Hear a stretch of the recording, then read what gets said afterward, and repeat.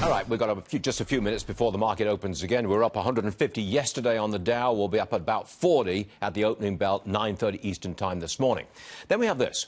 The conflict over Huawei and that executive who was arrested, and that's heating up because another Canadian has been detained in China for questioning. That makes 2 Canadians detained altogether. Curtis Ellis is with us, former trade and jobs advisor to the Trump campaign. This second detaining of a Canadian, what does that do to the trade talks with China, U.S. and China? Right. Well, these are separate tracks. Everybody's saying that the trade talks and the detention and law enforcement concerning Huawei are going to be kept on separate tracks. However... wait a minute. President Trump said he might intervene in the Huawei case if it was national security and to help a trade deal. He's connected them. They're not separate to him. He's connected them. Right. If you read that very closely, it's sort of he's keeping his options open, and this is a typical Trumpian move to just throw a lot of garbage on the lawn and see how we clean it up afterwards, throw everything on the table and negotiate it.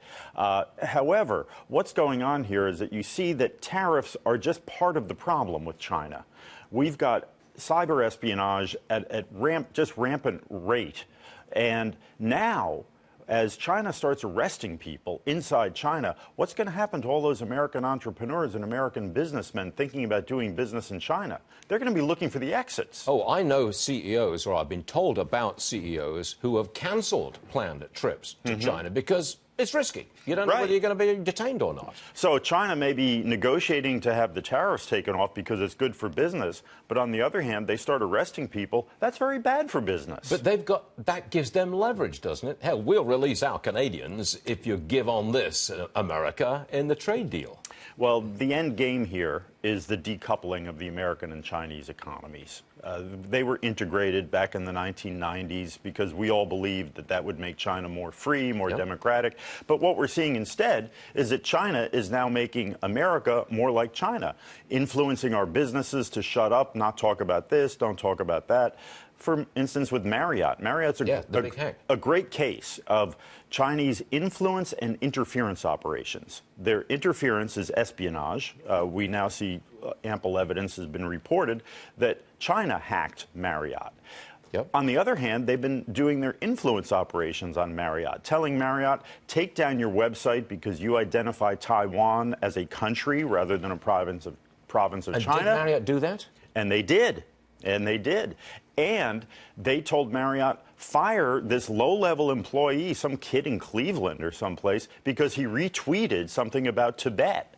And Beijing was so upset about it, Marriott said, yes, sir, we will fire this person. Wait. A Marriott employee in America tweets or retweets about Tibet. The Chinese don't like it. And they insist that poor person, young man, young woman, I don't know who it is fired? Yes. And they were fired? And they were fired, yes. And this shows how Chinese Communist Party is influencing American businesses and influencing American norms. What happened to free speech? What happened to we're the land of the brave, home of the brave, land of the free, and we're not going to let anybody tell us what to do. How can you come to an agreement with a foreign power like that to make sure they don't do that? How do you do that? That is a very good question, Stuart, and that's part of the complicating factor of all of these trade talks going on for the next 90 days. So you talked about the decoupling. Right. We've gotten very close.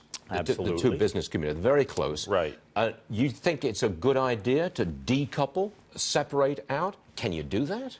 Well, certainly now we're seeing with high-tech manufacturing that you can't trust the equipment you have manufactured in China. It could be full of bugs, have hardware hacks built into it. So already Huawei is barred from doing business with the American government and the American military. So right there you've seen some decoupling already.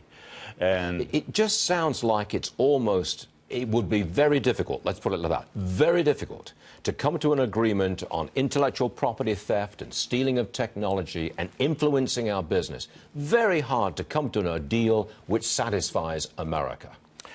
And satisfies China and satisfies everybody. But luckily we have the best trade negotiator in the world on the case, Bob Lighthizer. So if anybody can hold China to what they claim they're going to do, it's that man, the General Patton in the trade world. Okay, I'll take your word for it. Curtis Ellis, thank you very much for joining us. Thank you. Appreciate it. Thank you.